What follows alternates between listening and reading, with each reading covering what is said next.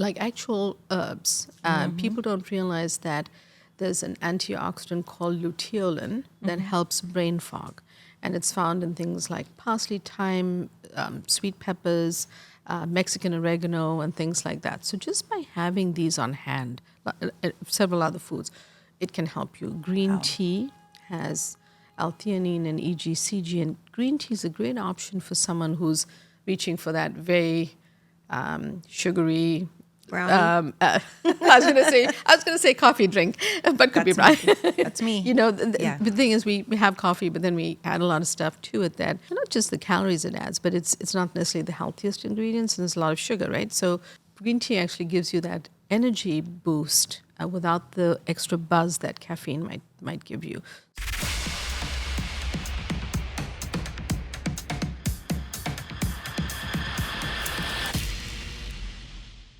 We are joined by someone I'm obsessed with, I love, and we need your help.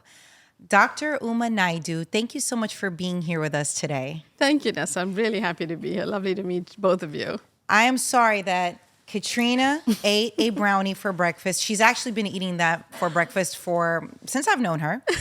I also love eating candy, and I'm sure there's deeper reasons why this is just what we do.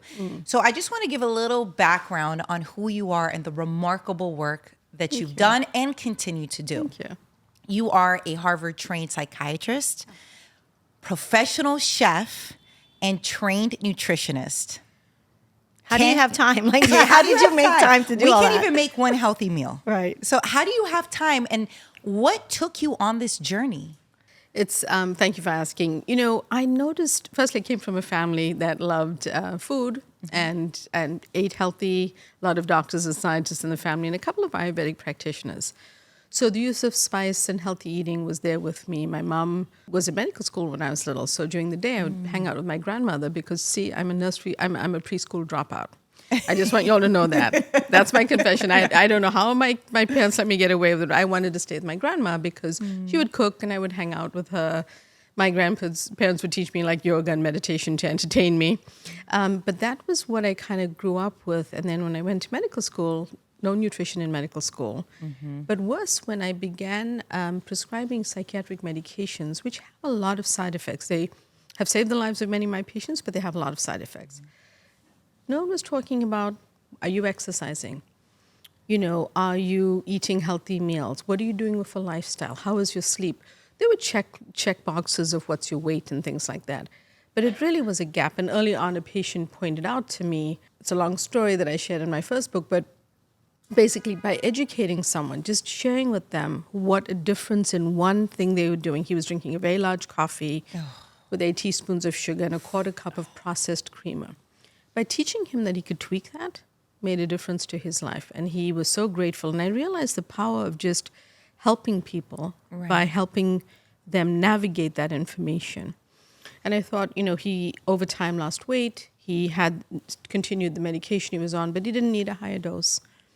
And he did much better. So I really wanted to bring that forward. And long story short, I was offered the opportunity to start a clinic at the hospital where I work to see just patients interested or individuals interested in using nutrition for mental health. And you founded nutritional psychiatry. Like, this is the soul of it, right? This is the soul of it, Nessa, and thank you for saying that. It is the soul of it. And it came together unexpectedly, but it really came from following. How did I find the time? I followed things I loved to do. When I realized there was a gap because there's no nutrition taught in most of our medical schools, I went and studied nutrition. Wow. And I did these things kind of sometimes in parallel. Like culinary school was while I was actively attending. I just moved my schedule around. But I loved it. And now when I think back, not quite sure how I did it. Right. But the passion had to have been there to spur me on. But it came together in a way that I feel very, very fortunate to have. Now, you also founded the first nutritional psychiatry service in the U.S. Why was that so important for you, and what has it done that you feel is important for people to know? I felt it was important because it really didn't exist in the US. That's right. There are some research groups overseas in different countries doing just the research on nutrition and mental health. But no one was putting together the research and the clinical work and offering it to individuals on a day-to-day basis. So even though it remains a very small service that I hope to grow, the reality is the lifestyle factors and nutrition for mental health were being ignored. And I have to admit, it's also a new and emerging field. And a lot of it came forward because of the science of the gut microbiome in the last decade and a half that came forward. And now we understand things better and we understand some of the mechanisms that impact your nutrition for mental health. But it all kind of came together in a neat way. And I felt it was a service that people need. They needed to know they had more options. Research has shown that even when someone is prescribed a medication, say for anxiety, less than 50% of people get better. And many people have ongoing symptoms. So we know from research that medications do not cure everyone. As I said, sometimes it's life-saving, but not for everyone. So what about people who have the ability to just follow some measures, tweak their nutrition, work with someone over time, and maybe avoid a medication because there are side effects.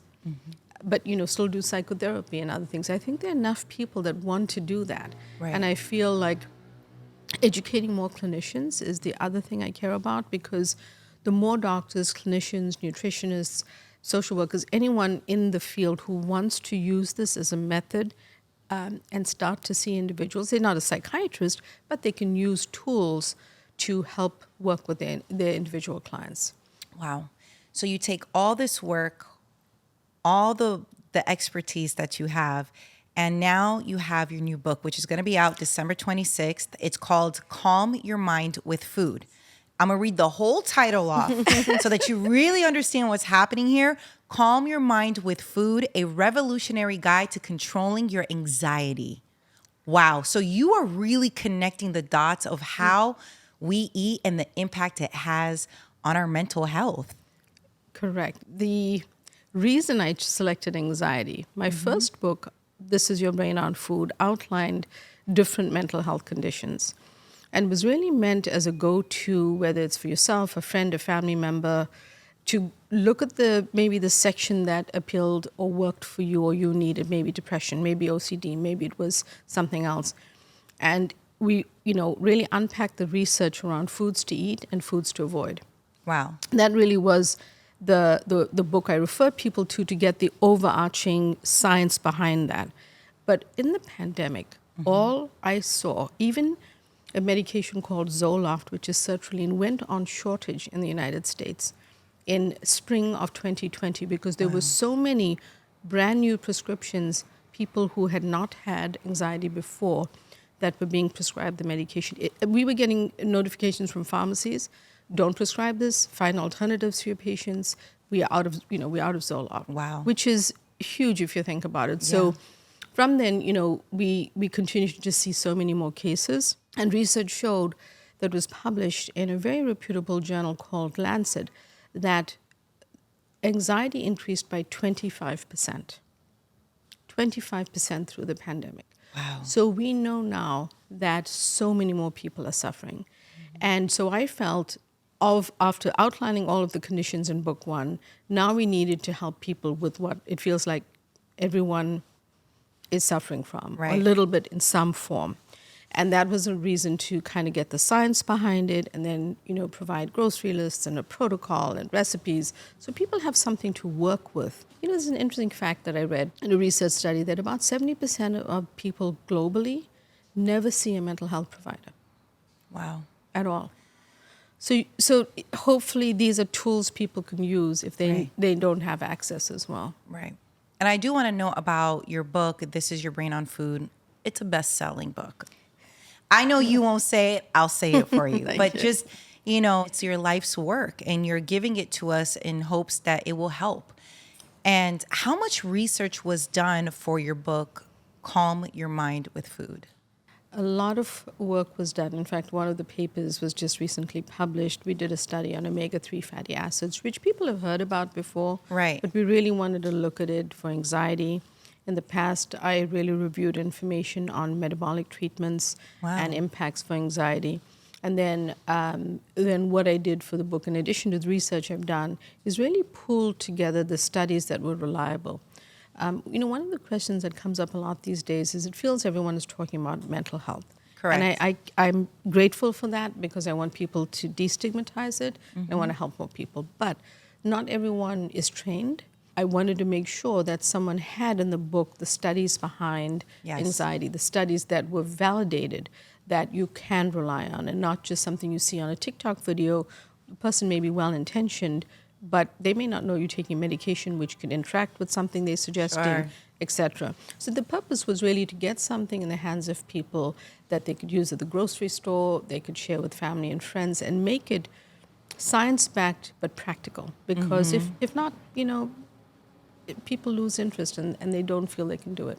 And how long have you been doing this research? Because I'm assuming you have to do so many studies and all these things to be able to have something in place. Like, how long has this research been going on? So the work for my second book has really been about 3 years. About 3 years, because I really began thinking about the concept after the first book was released. Because it was during the pandemic, and I was starting my clinical work changed because it was so focused on anxiety. But I think in some ways it's lifelong, right? Because to your point, Nessa, because I've been reading, researching, reviewing, seeing patients, doing the work for close to 2 decades now. Ooh. But I had the opportunity to really start the clinic in the last decade, and that's what brought the focus of this work together. Can you give us some insight on the 6 pillars that you discuss in your book? Doesn't have to be in detail because you have to go and get it and read it. But just kind of give us insight about the 6 pillars. Sure. One of the things I'm really excited about in the pillars were one that I sort of renamed and really looked at the research and felt it needed to be differently done. We all talk about, I've heard even my patients say, all you doctors say, eat the rainbow, eat the rainbow. But, people don't really get how important it is to eat those different types of vegetables and fruit and the biodiversity that comes and the polyphenols and the nutrient density that comes just really eating them, including fiber, by the way. Right. So I developed a salad, and this is one of the pillars, a salad called the kaleidoscope salad, because I wanted people to appreciate how many colors and how much they are getting in that salad. It's not just eat the colors, red, green, yellow, peppers or something like that. It's so much more. That bowl that you eat can be so nutrient dense for you, give you so many micro and macronutrients that feed your brain. And so I wanted them to also understand when you eat that, say lettuce, or you eat that pepper, or whatever it is, the breakdown products of digestion also interact with the microbes. They help with serotonin. They help with so many things because they're actually actively working for you. So for me, it felt like a way to convey that it's much more than that. Anyway, the salad. I hope you'll try the recipe. And another pillar is something that people actually overlook is they don't realize that they may be doing, like my patient I mentioned earlier on, they may be doing things that drive the anxiety, and they're not realizing it. Like I have had individuals who they love diet soda. All they drink with their it's Katrina. all they drink with their meals. Soda. I was literally thinking of getting a Coke. Soda. That they have to or an energy drink, and they don't even think to themselves. They don't even think to themselves. Why am I feeling this way? Yes. Or it could be what a lot of Americans. There's something called the Western diet or the Standard American diet. Standard American diet is called SAD for a reason because it's rich in processed, ultra-processed foods and sort of fast foods, right? But fast foods once in a while, by all means. Running through an airport, you working late, right? But if we're eating that all the time, then it's going to impact us. So people often overlook the foods that trigger anxiety. So when you say 6 pillars, why is it 6? Like, what about the 6 that we need to know? I wanted to make it actionable for people. Yes. So I'm sure that if I sat and thought, I would come up with 15. Right. But I just wanted to make it something that I can look at a food that, I can't eat right now, or I should cut back on. Or can I go from 3 diet sodas a day to 2? Mm-hmm. Can I go from 6 of a sweetened beverage or an energy drink to 4. Can I do that slowly? And with the salad that I mentioned, it was really to reinforce something that many doctors talk about and many people are bored of hearing. So it's how do you make it more interesting to convey the science behind it? And, we all love kaleidoscopes. They're beautiful. It's something I always remember from my childhood. And the colors were so magical. So it's like if you start to understand that about your food. So 6, because it's actionable. It also pairs up with, the grocery list and then sort of the kind of like a protocol that someone can follow. And then understanding it is really putting it all together. So you have actual recipes in your book. Yes. So you're giving us the full works, right? Because sometimes I feel like books will just focus on the data, the science, and they don't really give you the next action step, right? And you're kind of just left to guess. And now you're back on the internet trying to find recipes that correlate to what you just learned. So your book has both. It has the research, it has the data, you're connecting the dots and how food impacts our brain, our mental health. And then boom, here are some recipes to help you. It does. And so the protocol is actually walking you through several days of how you go to the supermarket, and I want you to kind of, not go when you're hungry. Because when you go when you're hungry, if you go hungry after work, have a glass of water, because it turns out that if you drink a glass of water, it could be that you just were thirsty. There's a signal in your brain between the thirst center and the hunger center that are very close, and sometimes it gets confused. So just drink a glass of water and then head in, because if you're head in hungry, you're going to buy more brownies. Right. Yeah, more brownies for Katrina. Only brownies. No, but that aside, so go to the, shop or however you do your shopping, and then read the protocol. But the recipes are meant to be flexible. I happen to be in raised vegetarian family. I was born into being Hindu, but rest of my family isn't vegetarian. So I want people to be flexible with how they eat. And so the recipes are arranged that way. If there's eggplant, you can actually substitute chicken, use the same spices.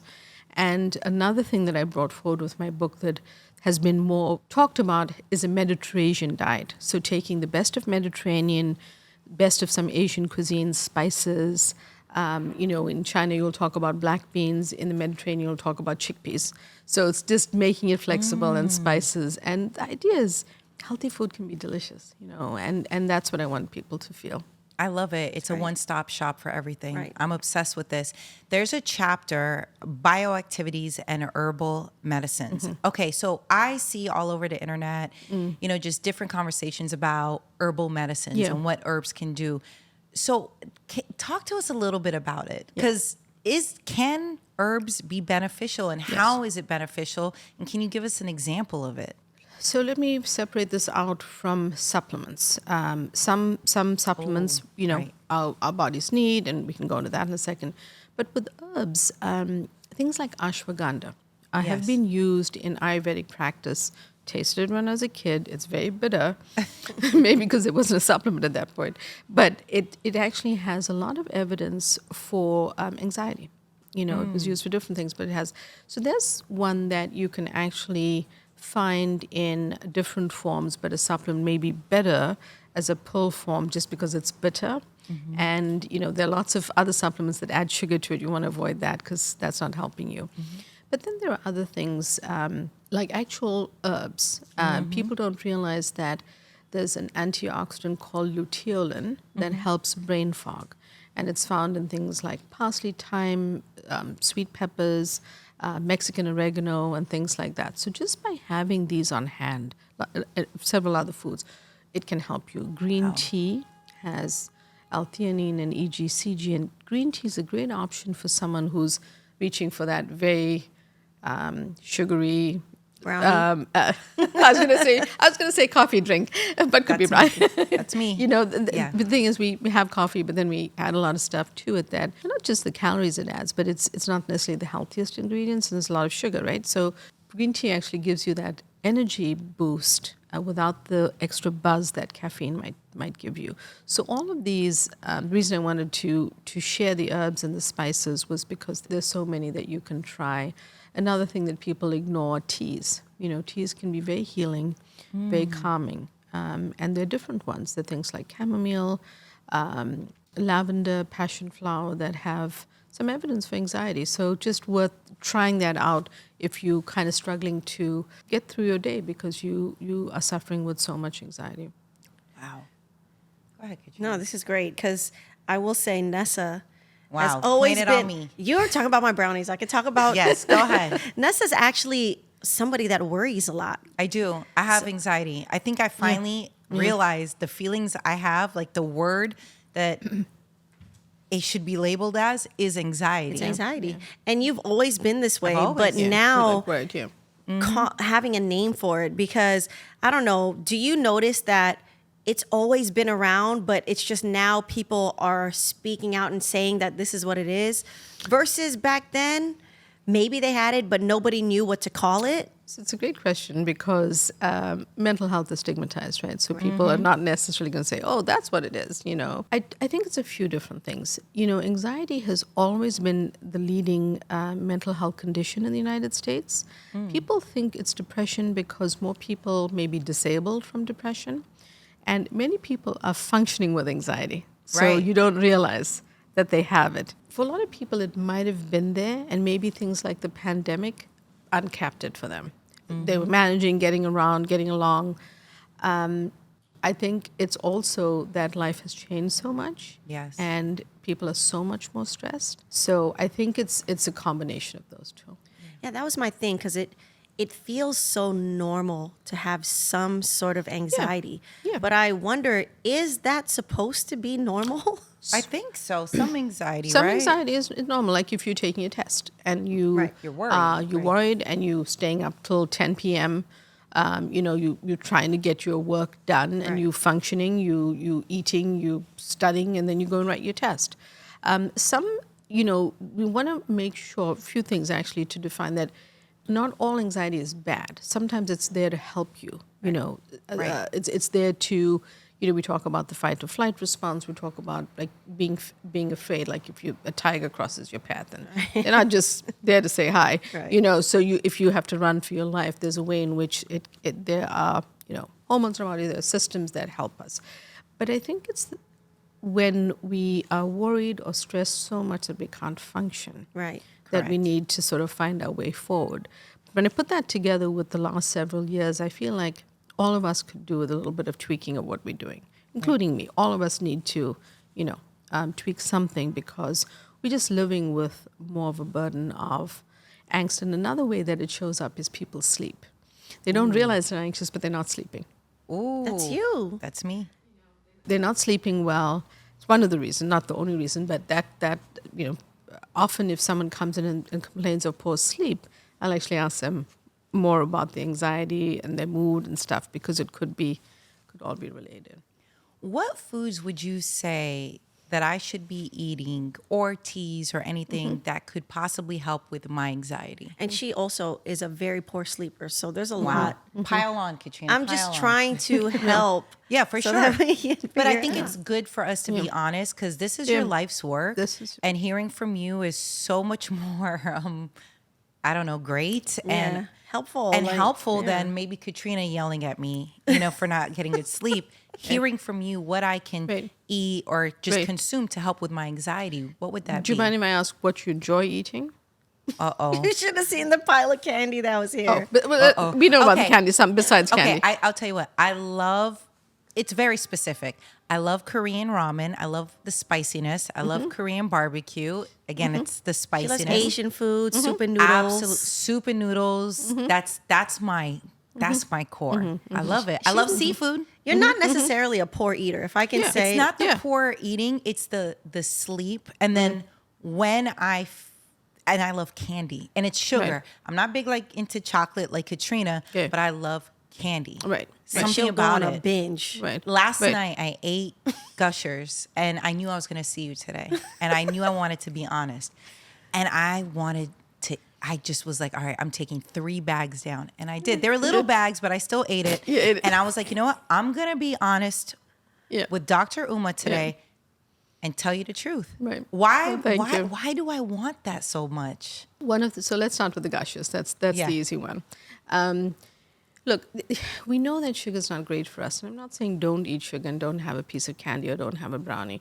I've got something for you. Though. I'm gonna come to that in a second. But part of what happens is research has shown that sugar activates the same cravings and hits the same dopamine receptors as street drugs like cocaine. So what happens is we have the sugar, we want more. We crave the next bag. That's often why we take more than one bag, even if they're small, or more than one candy bar, whatever it is. And so what's happening is that it's driving those cravings. So the more you have, the more you're going to have in a way, because it's basically telling your brain, I want more, I'm craving it. So, I think have something that could replace the actual hard candy or the chewy candy, whichever one you want. Finding, I know you don't like chocolate, but dark chocolate has a lot of actual good benefits. Extra dark natural chocolate has great benefits, and it gives you iron. And many women and children are deficient in iron. Talking about the nutrients earlier, bioactives and nutrients. So a neat trick is extra dark chocolate. So I don't know if you make your brownies, but maybe pouring in that extra dark chocolate because it's a little bit more healthier. Right. And has much more for you. But pairing it with something like a clementine or an orange, the vitamin C helps the absorption of the iron. So it's just something I want more women to know about. I want kids to be eating because it's just a simple thing. Now, they still might need a supplement from their doctor, but it's just one of those neat things in food that we understand. Coming to the rest of your diet, if you like spices, and if you maybe could add vegetables into your diet, and what type of noodle do you like? Is it I like all noodles. all noodles? So I'm not noodles are even delicious. picky. Yeah, noodles are delicious. I love noodles. Right. In fact, you'd like some of the recipes in the book because they have Korean spices as well. Yes. And Pan-Asian spices in them. That would be one thing. I mean, just adding more vegetables, adding more salads. If you tend to like something warm and soothing, then also have some greens on the side. Kimchi. I love kimchi. Kimchi is good because love kimchi is a great fermented food, good for your gut. Miso, tempeh, tofu, all of those actually have some great benefits too. What is it about sugar? Why do we crave it? What does it do to us that in a stressful time, that's what I want? Yeah. I want candy. In the short term, sugar may make you feel a little bit good, and that's part of how the actual mechanism works. It helps tryptophan enter the brain, and it gets converted to serotonin. So for a short while, you feel good. You're like, oh, yeah, what is she saying? This candy is delicious, and I feel good. The problem is the long-term effects on your insulin resistance developing, the cravings, and then ultimately sugar unfortunately affects our actual brain cells, our neurons. So, Wow, really? So that type, I'm talking about sugar from kind of candies and processed sugar. I'm not talking about berries. That is sugar, but it's a more natural form. So I want people to consume more of that. It almost causes them to be damaged over time, and on imaging you'll see some shrinkage and that kind of stuff. So Wow. when they do that type of research. So I think just moving from as much as you're eating to maybe a little bit less, switching it out with a piece of fruit, something that will give you that sweet taste, but it's not just candy. Can you give us maybe just 3 examples of foods that directly impact our mental health? So let's start with one of my favorites, which are leafy greens, because I want people to eat more salads. So leafy greens are rich in folate, phytonutrients. Low folate is associated with a low mood. So having a base of a salad with several cups of greens. If you don't like salad, then have it steamed. Have a side dish with greens in it and these salad greens in it. They can be steamed. You can do a lot. You can add them to smoothie. You don't have to chew them if you don't like them, but Right. But you're getting some benefit from them. Another one is I want people to understand that spices are a food that basically pure spice has no calories, no added sugar, no added salt. So I want you to get a pure spice, not a blend, because sometimes they have added stuff in it. And they have a lot of good benefits, like turmeric with a pinch of black pepper helps anxiety. It helps inflammation. It has rich antioxidant properties. You can cook with it. And if you don't like to cook with it, you can add a quarter teaspoon with a pinch of black pepper to a soup, a smoothie, or tea. The black pepper activates the curcumin in turmeric, makes it more bioavailable to your brain and body. Wow. Neat little tricks. If you have turmeric, always add a pinch of black pepper. Capsaicin, if you like spicy food, capsaicin from chili peppers, really helpful for overall mental health. Saffron, often I will say to people, use that as a supplement because you need a higher dose. And the amount of saffron we eat in food is not enough. It's delicious, but it's not enough. Helps mood and anxiety. And then the third category I want to mention are the omega-3s. Those are at least 3 groups of foods that are going to help you with your better mental health. Omega-3s from fatty fish like salmon, sardines, anchovies and things like that. And if you don't consume fish, then hemp seeds, flax seeds, chia seeds, those types of things. You talk a lot about inflammation. What exactly is inflammation and how does it impact us? So, we might be exercising, running, we scuff our knee, we get a cut. Right. That, with the inflammation that helps us there is acute inflammation. It's extremely important to help with healing. So that's separate from the type of inflammation that we're talking about in the book, which is more chronic and insidious, that kind of simmers and goes on over time. One of the things that leads to that is a poor diet. So over time, what could be Oops, it's me. Yeah. Could be all of us. Could be happening over time is that, say you eating only unhealthy foods and you say you mostly eating a fast food diet. Over time, the breakdown products of digestion in your gut are not going to be helpful to the gut microbes because there's trillions of microbes down there. Now, there are also some bad guys. There's always some bad guys. When you're eating the wrong types of food, they feed the bad guys. But when you're eating those healthier foods, you are helping the microbes function. They have a lot of work to do, and they do a lot of things, but you're helping them function. So what happens when inflammation gets set up is you may be stressed, you may be worried, you're eating the wrong foods. The microbes that are responding to the food that you eat are really the bad microbes, and they sort of start to set up for an imbalance of the gut and inflammation. But the breakdown products also start to damage the cell lining of the gut, which is very delicate. And over time, you've heard of conditions like leaky gut. I've heard about that. And intestinal permeability, but it's also because these negative byproducts of digestion start to damage that cell lining. And so you literally develop a leaky gut over time. What is a leaky gut? Is it what it sounds like? It's kind of what it sounds like. So the gut lining is a single cell, a layer thin, very delicate, and one of the things that damages it is these toxic byproducts of foods that are not good for us, less healthy for us. And it kind of pierces these tight junctions in the cells. And, things start to leak into the blood system.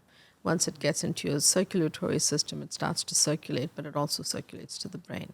So that that's kind of how the ecosystem works. How are we allowed to eat those things? Like, shouldn't the FDA be like, no, you can't have that? I mean, FDA is a business. It's interesting because Japan recently banned all types of cereals. Like I saw that. The highly sugared cereals. Frosted Flakes, I saw. That's Frosted Flakes and others. Other countries are much more, I guess, forward thinking about really not just telling or guiding everyone towards better choices. I think that I think it's tough because we're up against food companies, and That's right. they have the dollars and the marketing, the dollars behind the foods and the marketing dollars behind.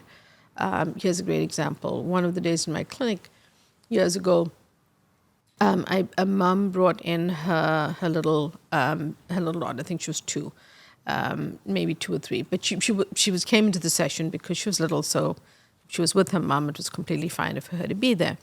But to keep her occupied, her mom brought in her little cereal bowl, so she was eating while we were talking. And the mom, this broke my heart because the mom said to me very proudly, "Dr. Naidoo, you told me you're teaching me about healthy eating. I got this whole grain cereal for my daughter." So I looked at it, and I looked at the label, and I knew immediately, it wasn't the healthiest choice. But it's such trickery, right? Because when you actually look at the label, there's so many other ingredients, a ton of added sugar, and the very last teeniest ingredient is maybe a little bit of grain from, some whole grain of some kind. And so I very sadly had to explain to her how that was not the best choice for her child. Wow. And that type of label, it was whole grain. It was, I would have fell for natural, it. right? There's all these words that I use that actually mean very little, because most of us don't really look at the food label or understand them. Right. Like 4 grams of sugar is 1 teaspoon. So if you ever look at a food label, say a yogurt, and you think, oh, yeah, Dr. Iyer said yogurt is healthy. But it has blueberries or strawberries in it, and it has like 28 grams of sugar. Right. You can immediately calculate it, So those types of things are just hard to change. I think we should be changing them. But I'm seeing a way to do that right now, other than I do feel we can make ourselves educated. We can teach others. We can help consumers understand the facts they need to know. Yeah. But the food companies are pretty powerful. I love that you said that, because the marketing behind it is A1. Yeah. My parents would not know the difference. I remember talking about this with my dad, talking about yogurt, talking about that exact very thing about how, if it's flavored yogurt, like my dad he's such an honest, good person, right? So when he's hearing, it's peach yogurt, he's like, they use peach in it. And I'm like, Dad, it's sugar. It's not. And I have to I love my dad. My dad's my best friend. My parents, I love them. But, they're older, so I want to make sure that they're eating good. But That's right. But the marketing is so good. That's right. Whole grain, right? whole this, all this. Even packaging has changed. The packaging is great, Yes. right? Yes. And it's so deceiving. And I had to tell my dad, anytime you see that, sugar, Right. sugar, Right. sugar. Right. But you can buy fresh peaches, chop them up, And put that's what them I in told plain him. yogurt, That's right? right. And that's what people. Those are the little tips that we need to give people. Right. Right. Because if not, they are falling for the trickery of the food labels and the marketing behind it. That just continues. What food should people be eating more of if they want to, let's say, improve their memory? So with memory, we know that eating, including things like healthy fats like olive oil are helpful. Certain herbs and spices, turmeric comes up again, sage, rosemary, a few others. Having those really important vegetables, Right. because they bring fiber and phytonutrients. So having, blueberries is another one. Having a good basic kind of diet that you are tweaking. One of the things with memory that I think we should understand, and it's important, is that many of us may actually have, because of our diet, stress, other factors in our lives, have little things going on in our brain, which if they are fed with the wrong foods, will actually develop into problems with our cognition and our memory. Wow.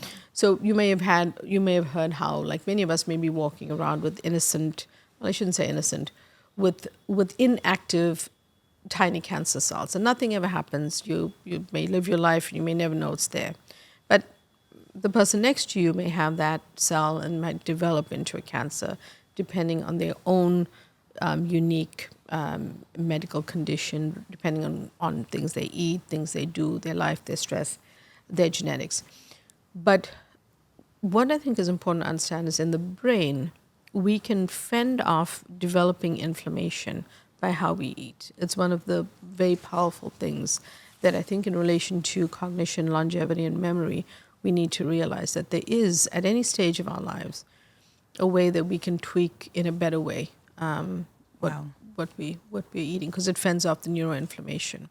What are some foods to eat if we want energy instead of Energy drink. yes, the Right, sugary drink? Right. So, things like healthy fats, the omega-3s, are a good one, because they're giving you healthy fats, they're giving you a good source of protein.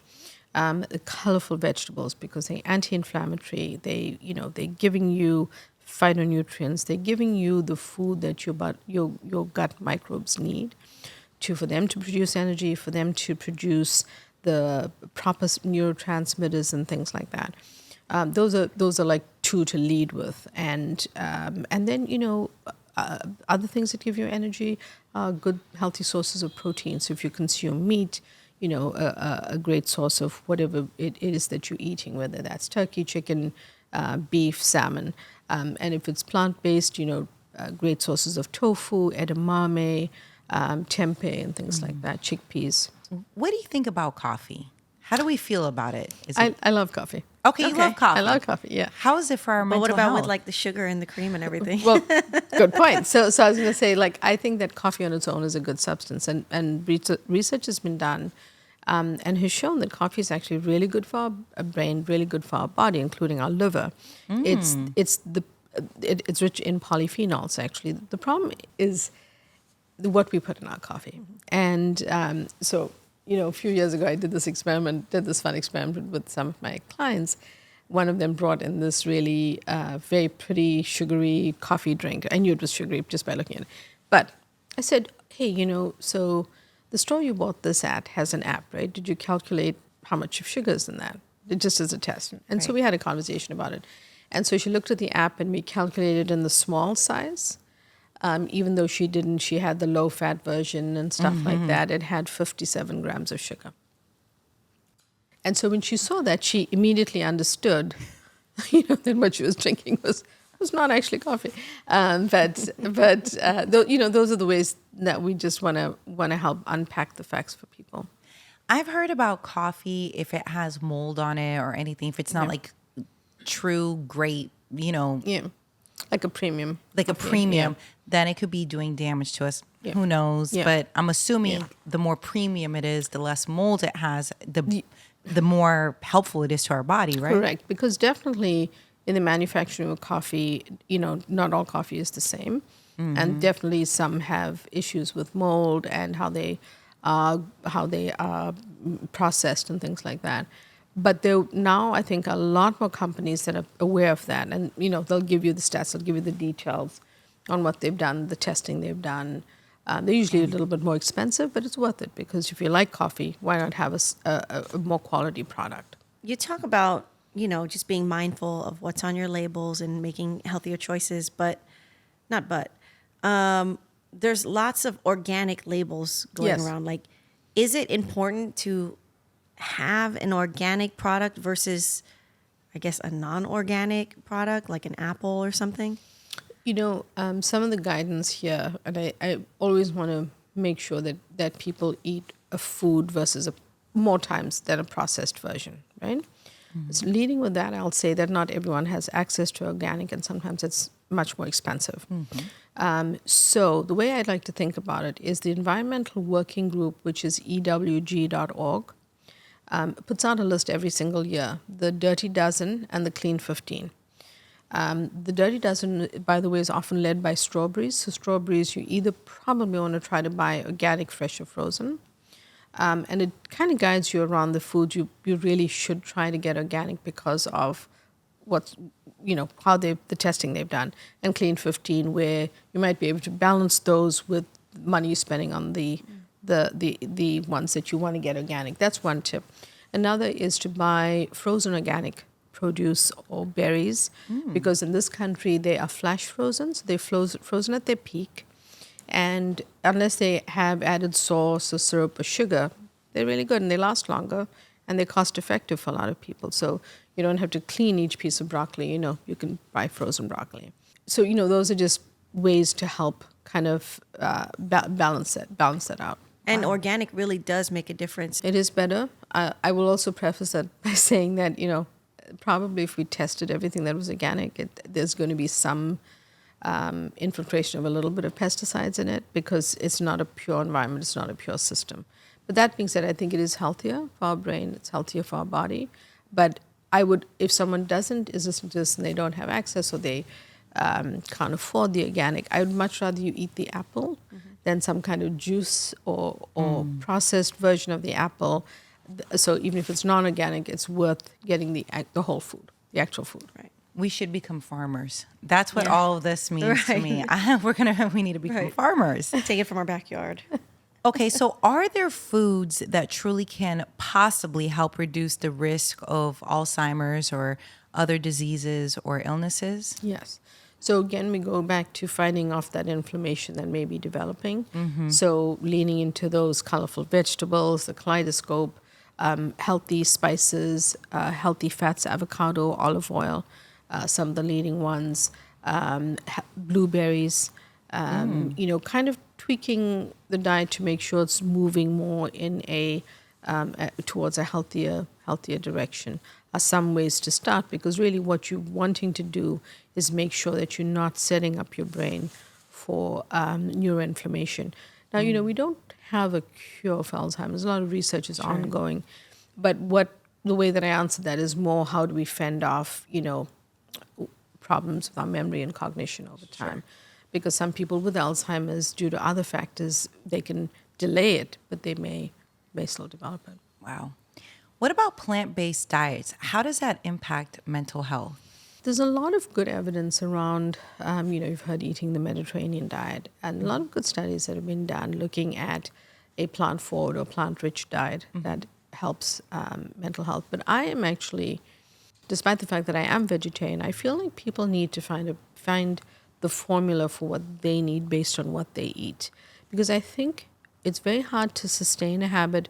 If I said to everyone, I never want you to eat a piece of red meat again, never want you to eat chicken, I don't want you to drink coffee, it becomes unsustainable. And in my clinical practice, people boomerang, they go back to eating a food. So I don't think it's about following a certain diet. I think short-term use of, say, a clean keto diet to help with a certain condition is okay. But I think trying to live in that way for the rest of your life may be harder to sustain. Same thing with purely vegan or purely carnivore diet. So I think as much as possible that we can, if you follow one of those diets, just make sure that you're eating healthy versions of the foods, and making sure that if you are vegan, you're paying attention to vitamin B12, your iron, your omegas, because if you don't eat seafood, you might want to get an algal oil supplement so you're getting those nutrients. So make sure you're attending to that. If you only like to eat, a lot of meat and you don't like as many vegetables, I'm going to encourage you to eat more vegetables, because you're going to need the fiber from that.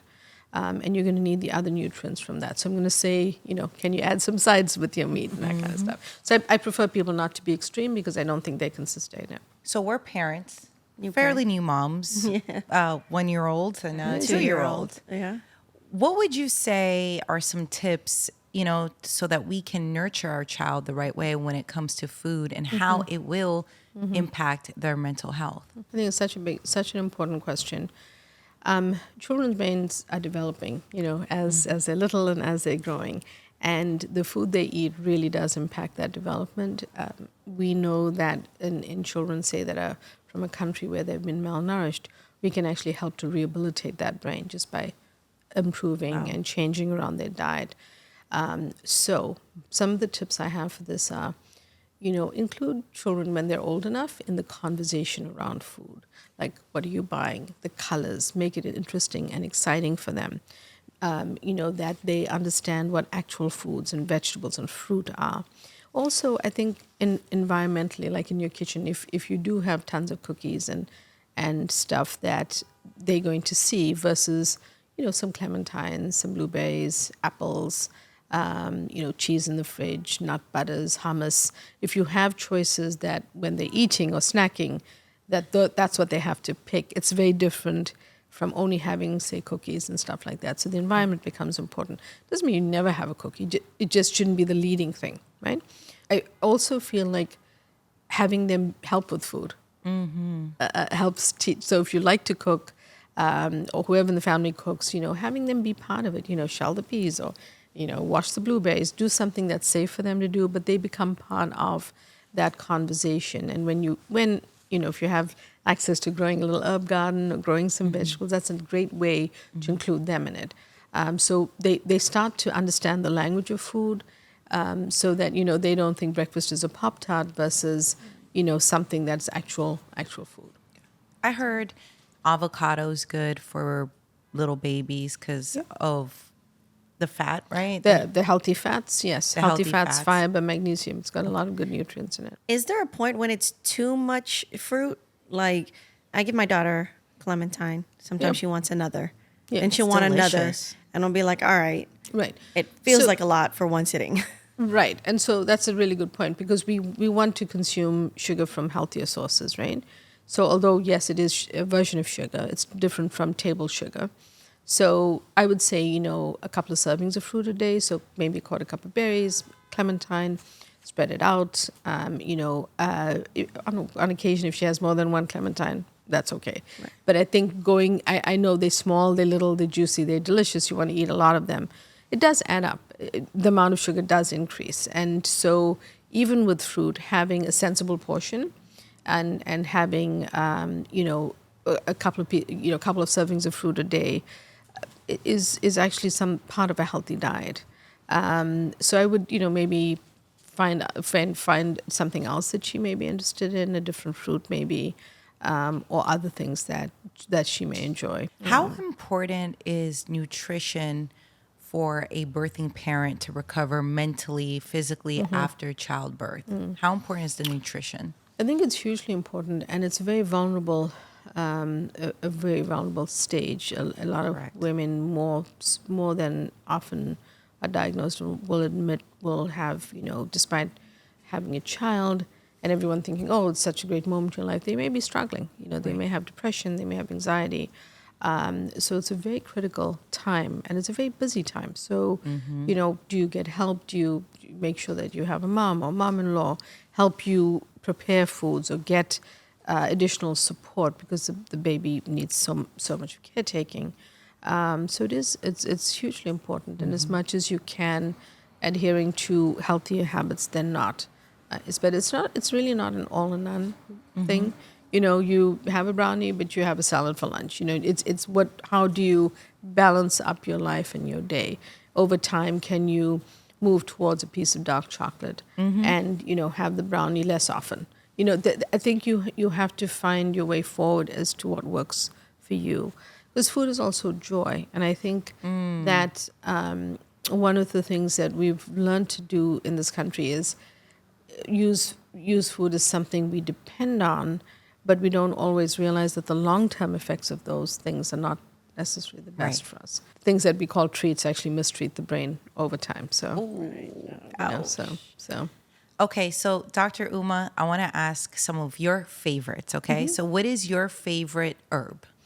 So there's an herb that I use in South Asian cuisine called curry leaves. That's probably one of my absolute favorites. And I love cilantro. I love mint. It's hard for me to pick one. It's going to be hard for me. But those are some of my basic go-tos when I'm cooking. Why do you like them so much? The flavor and what they add to the food that I'm cooking. Curry leaves are used very traditionally in sort of South Asian cooking. And say something like dal, which is a lentil dish. You create this little kind of something called a vagar, which is you just cook some of the spices with those curry leaves, and they give it a very distinct flavor. So I will hunt them down if I have to get them. And what does it do for your health? Like, do you know? Is there enough? I don't know if there's enough research. There's less research on that particular herb, but I know the way that it makes me feel, and I know the flavor. And I bet if I dug deep into the research behind it, part of the reason I didn't write about it, to be honest, it's not something that people can find in the supermarket. Sure.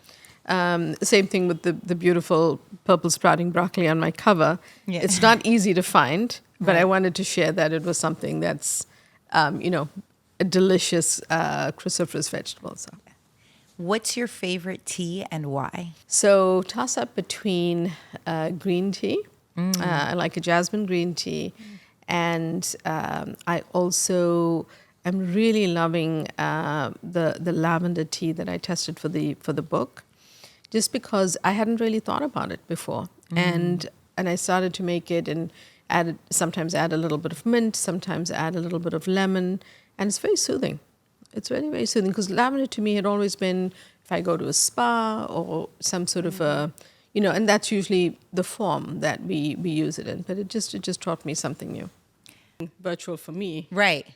could do that. Wow. It's just New York. I mean, I'm just gonna also say how much I love New York. Cause Yeah, New York is just a vibe. It's a just vibe. exactly. so easy. Are you from here, Nessa? Originally, no, I'm from California. California? But we've been Oh. here 9 Same. years. California. We're How both about you, Katrina? Same. same from, 9 years here California. in New York, both from California. Dr. Uma, thank you for sharing your life's work. Thank you. And not holding on to the information and keeping it a secret. Thank you for sharing it with us.